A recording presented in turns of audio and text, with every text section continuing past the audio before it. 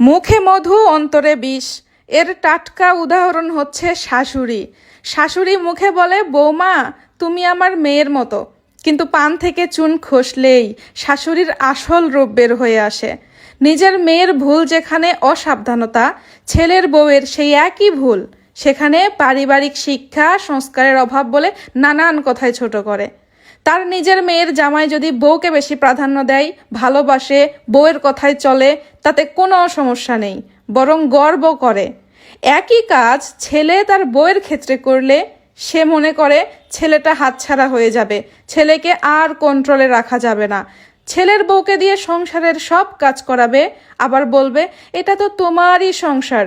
যত শিক্ষিত বউ হোক বা চাকুরিজীবী, তাকেই 14 গোষ্ঠীর সেবা করতে হবে।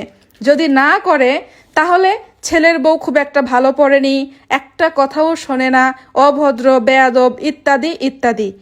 আবার সেই শাশুড়ি নিজের মেয়ের বেলায় চায় পটের বিবি হয়ে রাজরানীর মতো তার শ্বশুর বাড়িতে থাকুক। উল্টা তার মেয়ের শ্বশুর বাড়ির 14 গোষ্ঠীর লোকজন মিলে তার মেয়ের সেবা করুক।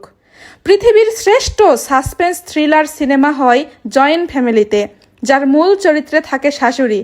শাশুড়ি যদি ভালো হয়, সংসারটা হয়ে যায় জান্নাত।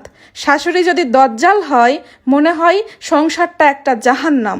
কিন্তু অধিকাংশ মায়ের অন্ধভক্ত ছেলেরা এটা বিশ্বাসই করতে চায় না।